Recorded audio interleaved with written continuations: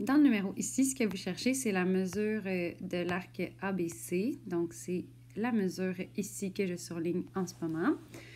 Et ce que vous avez comme information, c'est que le segment OC mesure 2,22. Ça, en fait, c'est le rayon de notre cercle. Puis, on a un angle ici qui mesure 47,5 degrés. Par contre, ça, ce n'est pas notre angle au centre, parce que comme vous voyez, c'est l'angle qui est ici. Le sommet de cet angle-là, il n'est pas au centre du cercle. Fait que ce n'est pas 47,5 degrés qui délimite l'arc de cercle ABC. Quand on cherche une mesure d'arc, il faut se rappeler qu'elle est proportionnelle à la mesure de l'angle au centre. Ce que ça veut dire, en fait, c'est que si l'angle qui est ici, il est 3 fois plus petit que l'angle plein de 360 degrés, bien, ça veut dire que la mesure de l'arc, elle va être 3 fois plus petite que la circonférence. Ça veut dire que pour trouver la mesure de l'arc, eh bien, j'ai besoin de la mesure de l'angle et j'ai aussi besoin de ma circonférence. C'est deux choses qu'en ce moment, je n'ai pas. Je vais commencer par aller chercher la mesure de l'angle. Donc, on peut aller utiliser l'indice. Ils disent que AO et AC sont deux rayons. Donc, si ici, on a deux rayons, ça veut dire que la mesure de AO et la mesure de CO, bien, c'est la même mesure. Donc, le triangle OAC est isocèle. Donc, puisque ça, c'est un triangle qui est isocèle, dans un triangle isocèle, les mesures d'angle qui sont opposées au côté isométrique, bien, sont isométriques. Ça veut dire que cet angle-là aussi va mesurer 47,5 degrés. Après ça, pour trouver l'angle ici, ce que vous pouvez faire, c'est que vous savez que la somme des angles à l'intérieur d'un triangle, c'est 180 degrés. Donc, si vous faites 180 degrés moins 47,5 degrés moins 47,5 degrés, ça va vous donner la mesure de l'angle AOC. Donc, ici, vous avez la démarche pour la mesure de l'angle ACO. Donc, j'ai dit que c'était aussi 47,5 degrés parce que pour tout triangle isocèle, la mesure des angles opposés aux côtés opposés sont isométriques. Puis ensuite, j'ai fait la justification pour la mesure de l'angle au centre AOC. Donc, j'ai expliqué que la somme des mesures des angles intérieurs d'un triangle, c'était 180 degrés. Donc, j'ai fait 180 degrés moins 2 fois l'angle de 47,5. Donc, c'est 180 degrés moins 95 et ça m'a donné 85 degrés.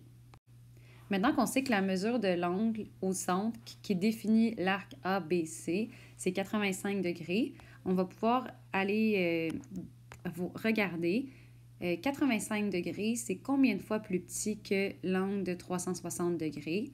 Et ainsi, si, mettons, c'est 4 fois plus petit que 360 degrés, on va pouvoir déduire que la mesure de l'arc, elle est 4 fois plus petite que la circonférence. Mais pour ça, il faut trouver la circonférence. Donc, c'est ce que je vais aller faire maintenant avec le rayon de 2,22. Donc, on part avec la formule de la circonférence. Je vais prendre celle avec le rayon à l'intérieur parce que c'est le rayon que j'ai comme information. Je remplace mon rayon par 2,22 et je vais donner ma circonférence en fonction de pi pour garder ma précision. Donc, ma réponse en fonction de pi, l'avantage, c'est que je ne perds pas de précision. On n'a pas à ce moment-là une circonférence qui est arrondie. Vous pouvez aussi donner la réponse arrondie. Donc, je préfère la réponse qui est en rouge, mais vous pouvez donner la réponse arrondie si vous le souhaitez. Donc, pour trouver la mesure de l'arc ABC, je vais commencer par aller écrire ma proportion. Maintenant que la proportion est écrite, je vais aller remplacer les éléments que je connais.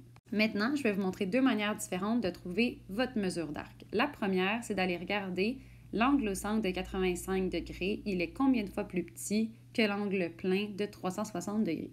Et là, quand je divise 360 par 85, ça me donne un nombre à virgule avec beaucoup de chiffres après la virgule, mais qui est environ 4. Donc, ça veut dire que l'angle au centre est environ 4 fois plus petit que notre angle plein.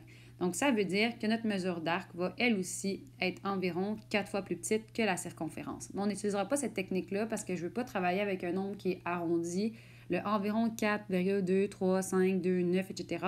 Ça va nous faire perdre la précision. Donc, à ce moment-là, je vais choisir de travailler avec soit un produit croisé ou le fait que le produit des extrêmes est égal au produit des moyens. Donc, ce qu'on sait, c'est que dans une proportion, le produit des extrêmes, donc 85 fois 4,44 pi, c'est égal au produit des moyens, donc 360 fois la mesure de l'arc. Maintenant, on se retrouve avec une équation dans laquelle on a un seul inconnu, c'est la mesure de l'arc ABC. Donc, on va aller l'isoler. Je vais commencer par aller faire la multiplication dans le membre de gauche de mon égalité. Vous remarquez que je vais laisser la réponse en fonction de pi pour ne pas perdre de précision. Ça veut dire que je vais juste faire 85 fois 4,44 et je ne multiplierai pas par pi. Maintenant que ça c'est fait, je vais aller diviser par 360 des deux côtés. On pourrait donner la mesure de l'arc en fonction de pi si on faisait seulement 377,4 divisé par 360, comme ça il y aura encore le pi qui serait là. Par contre, dans ce cas-ci, ce n'est pas très avantageux parce que quand on fait 377,4 divisé par 360, ça nous donne un nombre qui est arrondi de toute façon. Fait que tant qu'à avoir une réponse qui est arrondie, on va avoir une réponse qui n'est pas en fonction de pi. Fait que ce que je vais faire, c'est 377,4 pi divisé par 360. Et c'est comme ça qu'on obtient que notre mesure d'arc est de 3,29 mètres.